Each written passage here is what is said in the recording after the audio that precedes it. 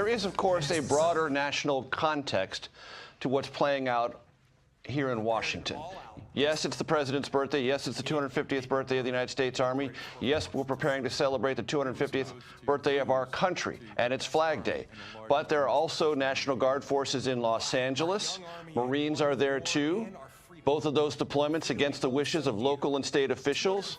This has created a broader national conversation about the propriety and the images from this particular event. One of the parts of that is protests going on across our country called No Kings, meaning there is something that parts of our country feel uncomfortable about with this president, his approach to federal power, and maybe what it all means in the context of this parade. I want to go to Adam Yamaguchi, who is in Los Angeles at the site of one of those protests. Adam, what are you seeing? Yeah, it's a much different atmosphere, tone, and tenor than what you're seeing at the parade in Washington, D.C.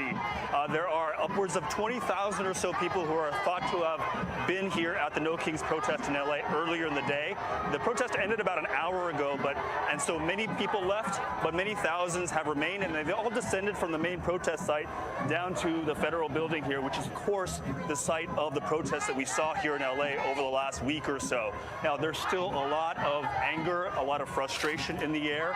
When you look at the signage, the flags, and you listen to the people, ICE, immigration raids, are the issue that most people here seem to be concerned about. Now, amidst all of that frustration and anger, what's compounding... So, you're seeing globally an event called No Kings Day that occurred last Sabbath when we were doing a blitz in Chicago. You had on the other side of the city when Puerto Ricans, Ephraim, was celebrating Puerto Rican Day Parade while their brothers and sisters are getting deported and kicked out of the country, their lives ripped from them. You have Puerto Ricans because they said, I don't know what they think they are. Me no negro, me no Latino, me just me. I'm just me, brother. So you had Ephraim celebrating, reveling, partying, twerking, getting drunk, fornicating. All types of foolishness happening on the other side of Chicago, the west side, where you had downtown, you had one of the biggest marches and protests that was happening all throughout the United States, globally, in all 50 states. Give me that 2 Ezra chapter 9. What we're experiencing is Bible prophecy unfolding itself right before us. For you brothers and sisters that say that, oh, the Israelites are a cult, we don't know what we're talking about, or we're foolish. Everything that we've been speaking about and we've been prophesied through the Spirit of Christ is coming to pass right before you, and we're warning you to get yourself together before the great day or the second coming of the Lord. 2 Ezra chapter 9, verse 1. No King's Day.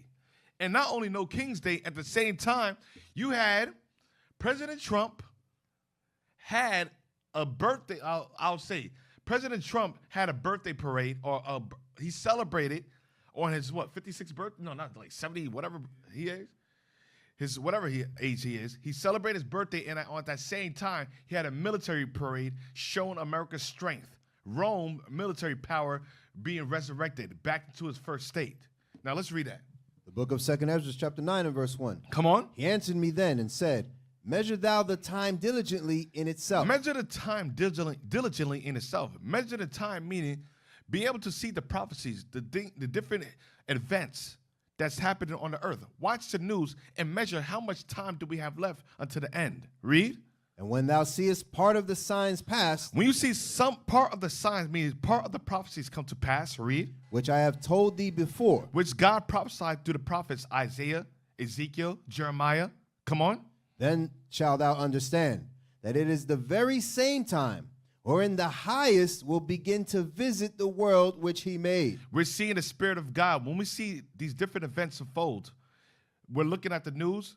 This is the Spirit of God making his way on the earth, allowing these different prophecies to come to fruition, activating his angels to bring these different events to come to pass in order to fulfill his will. Read.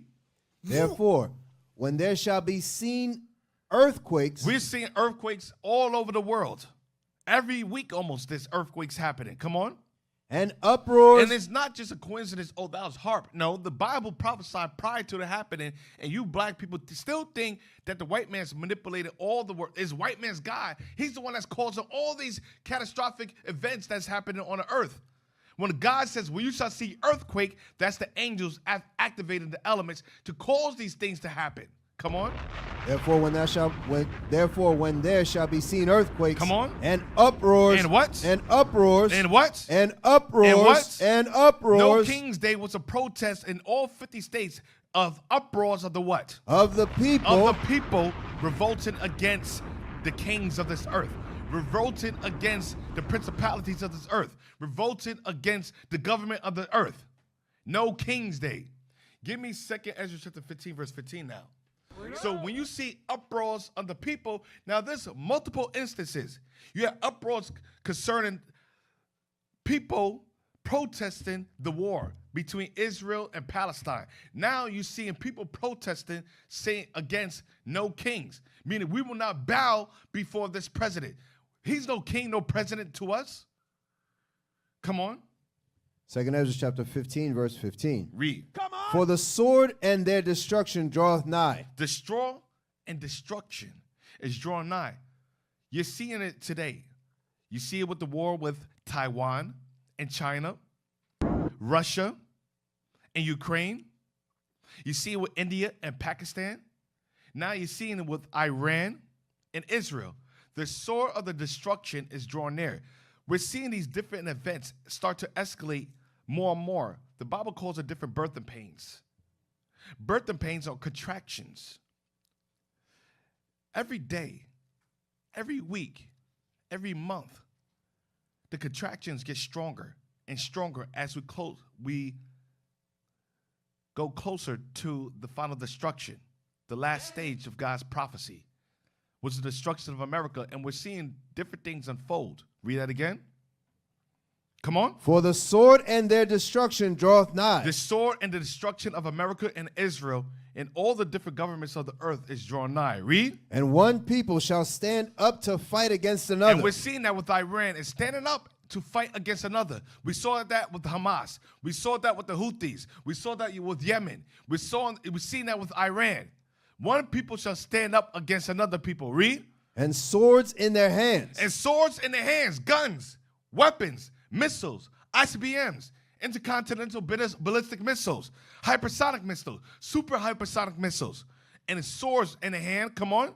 For there shall be sedition among men. And there shall be sedition. Sedition is overthrowing of a government. You've seen the coups happening among men. You've seen overthrowing of a government. Storming the Capitol. Seditions amongst men. Going against the powers, the government, the rulers, the kings. Come on. And invading one another. And invading one another. Read on. They shall not regard their kings. They should not regard what? Their kings. They should not regard what? Their kings. That's why there's a day called No King's Day, because they're not going to regard Trump as their king. We have no ruler king. They should not regard the kings because there is no king to them. Read on. They shall not regard their kings. Come on. Nor princes. Nor the princes. Nor their vice presidents. They said we're not going to regard Trump as our king. We're not going to regard Vance as our vice president, nor princes. Read on. And the course of their action shall stand in their power. And the course of the action shall stand in the power. Give me John 2, verse 20.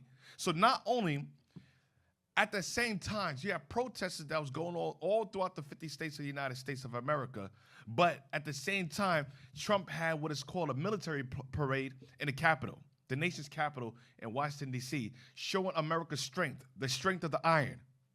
The strength of the last or the fourth beast, the eagle, with the 10 toes, the 10 horns, and the military power displaying America's power on the earth. Read. Joel chapter 2, verse 20. Come on. But I will remove far off from you the northern army. Trump showing America's military power in a parade. You haven't really seen that before. You see China do it. They have military parades. North Korea usually does it as well. I think India does it too. So you have different nations have military parades. So America's saying, you know what? Now you see America doing it because America's gearing itself up and is prophetically positioning himself to be a military state. Sooner or later, prophetically, America will be a military state, ran by the military. The National Guard being sent to L.A. in order to stop the riots or bring the riots to an end, Trump sent the Marines. You never heard about that before. The Marines being sent to a city in order to stop a protest. That's them setting things up or putting things in place. And you even had the mayor. She said that, listen, this has to be something in place bigger than just a protest. It looks like they're preparing it for something bigger than that. What they're doing is they're using these things as an excuse, or you might not even know that. The government might, or the agents might be infiltrated, or the ones that's causing these different protests in order to bring America in a position that they want to bring it in. Bringing the military and making America a militarized state or country where they can enact the army and use it and weaponize it in order to come against the prophets. That's the end all. When you think about it, come on, read it again. But I will remove far off from you the northern army. Because there's going to come a time and place. One day we're going to wake up and then we're going to see the streets of America filled with the military, filled with the Marines, filled with the armies. And they're going to go house to house. They're going to lock us up, imprison us, shoot us down, executing the orders of the government. Kill all Israelites. Kill everybody that have ribbons of blue. We're putting a hit out on this teacher, this leader, this prophet, this apostle. Kill them all. That's going to be the hit, and it's going to be carried out by the military, the army, the Marines. Come on. And will drive him into a land barren and desolate. Now, what we're seeing is a strength of power and prophecy unfolding itself. Prophecy setting itself up for the end times. For America becoming a militarized country, executing the judgment of the government. Let's be clear. What is a nation? Nation is family. Nation is community. Nation is men leading by example. Nation is women's support. Nation is children with role models.